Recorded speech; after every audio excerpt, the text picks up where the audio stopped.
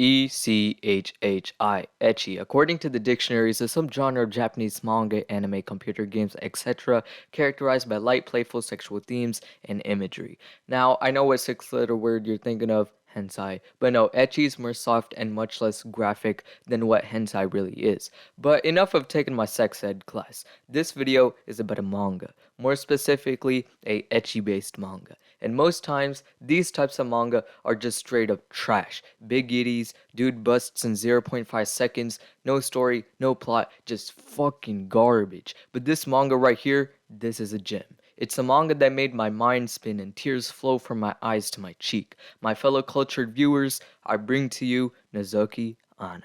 Now, when first reading this, I was like, hold on, yo, this shit is addicting as hell, I'm telling you. Go right now, read like 5 chapters, shit will get you on the edge of your seat. But you see, whether you read it or not ain't my problem. I'm here to talk about this manga. So do it then, what you waiting for? Go start the video, I'm not all day waiting for your lazy ass to wake up. Alright, chill. Now on to the video. So Nozoki Anna is about a guy named Tatsuhiko Kido who has moved to the city to attend art school, and all he wants is a normal college life full of fun, friends, and cute girls. Fair enough, right? Well, his life takes a dramatic change when he peers through a hole in his apartment wall and sees his neighbor Emiru Ikuno touching herself while facing his direction. To make matters worse, this man gets caught peeping by Emiru, so he barges into the next room to apologize, which leads to him face planting into her boobies. Even though that may be every man's dream, unfortunately, he falls into a very horny, compromising position with Emiru, who quickly snaps a photo and blackmails him into having a mutual peeping relationship where each of them peep at each other, masturbating every other day. Like, bruh, they really set up schedules for this shit when I can't even get myself to wake up early every day. Like, what in the actual fuck? And to make matters worse for Tatsuhiko, but interesting for us, he learns that Emiru is in his class at school. I mean, imagine your sex partner or even masturbating partner in the same class as you. School life would be hella weird, I'm telling you. But although initially curious and only somewhat peeved about the relationship, later on it starts tearing at Kito's psyche, his sanity, and the relationships he has with other women. And alright, I'm gonna get this straight, Nozoki Anna is not just about sex. It's a deep psychological story about guilt, eroticism, and finding love in strange places and situations. To be honest, when initially reading the first 45 chapters, the manga is mostly just about Kito and Emiru's peeping relationship strengthening. There are times when Kito really wants to do something else, like playing games, hanging out with friends, or even bringing over a girl he likes to his apartment. But he is not able to do any of these things because of his tight schedule with Emiru. Keep in mind that Kito does not like Emiru at all, so obviously he really doesn't enjoy any type of interaction with her. At least in the start of the manga, that is. As time progresses, Kito finally starts making his first moves in his love life. He meets this girl named Yuri Kotabiki from his school, who he has fallen in love with. She's the perfect girl for him. Hot, sexy, caring, respectful, and basically got everything he wants and needs in a woman. Eventually, they start dating and get in a relationship, but remember, Kito still has to do the peeping thing with Emiru. And you might ask, why can't he ask Emiru to stop or just try to stop it himself? You really think my boy Kito hasn't tried? This man has been trying to cut off Emiru from his life ever since the day he fell on her boobs. But Emiru's just kinda messed up in the head, to say the least, and she won't stop anytime soon. But back to Kito's relationship status, my boy finally does the, boom chicka bang bang with the girl, but that's when things go a bit downhill.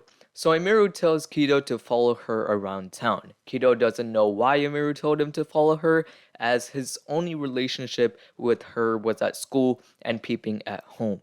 But he can tell that Emiru was being really serious this time.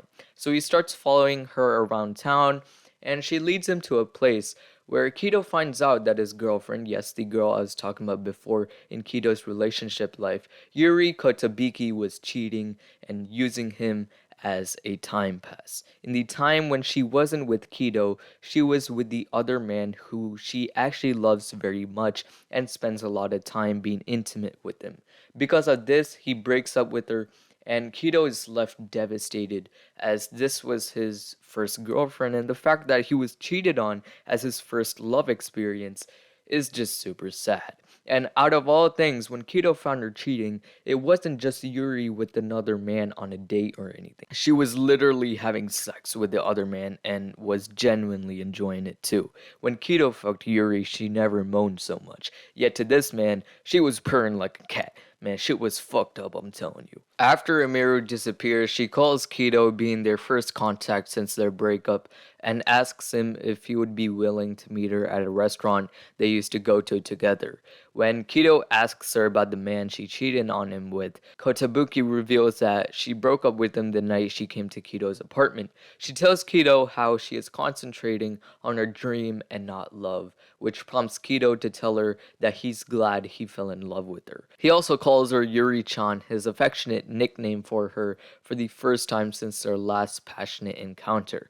Kotabuki turns around, saying she's not good with these sort of things, bidding him farewell, and she leaves smiling with tears running down her face, now on good terms with both Kido and her ex.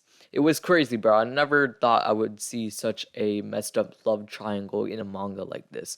Maybe it's because I haven't watched Domestic Girlfriend yet. I know why it's famous, but back to the point. See, this was just the first arc of Nozoki Hana. As you read more chapters, there are more love triangles that get deeper and deeper. Kido gets dumped and gaslighted a lot of times, even by his childhood friends who he trusted a lot. And for people who don't know what gaslighting means, it's basically a type of psychological manipulation which can mess up the victim's sanity and mental health. So yeah, basically psychological abuse, but if we're talking about specifically in this manga, it's more of like psychological abuse, then also sexual abuse, and then also romantic abuse as well. There were parts when some of these stuff that happened were so damn realistic that it left me kind of speechless. It tore at my mind at times, and it's just such a sexual manga, but it's so psychological too. And usually it's really rare to see these types of manga being made. Not gonna lie, this manga is just like its own breed, if that's the right analogy to use. These sexual themes push the plot and story forward, vice versa, and it's just so well done. In the end, big spoiler, if you haven't read the manga, Emiru and Kido do get together, and it's like the most emotional part of the story, which did in fact make me tear up a bit. I never thought I would be so emotionally invested into the story and attached to some of the characters. Each chapter is like a treasure and makes me want to read more and more. Definitely will always be one of my favorite manga, not just for these sexual themes or psychological themes, just simply because of how well executed and intriguing it is. It's for sure one of the manga I'll never forget next to Bleach and Vagabond. But yeah, man, as you can see, this video started off with such a fun vibe and now it's a bit monotone, but actually that was my goal when making this video, as Nozoki Ana is also like that as well. It starts off just as an interesting hentai, and then proceeding to the end, it gets super emotional and starts tearing at your mind and heart together, and you can tell that it's not just a hentai, it's like a very romantic, dramatical manga. Anyhow, that's all for this video. Make sure to check out Nozokiana. Get your friends to read it too. Trust me, these are the types of manga you can have convos about for so long, man. With that said, like, comment, and subscribe if you haven't, and I'll catch you in the next one.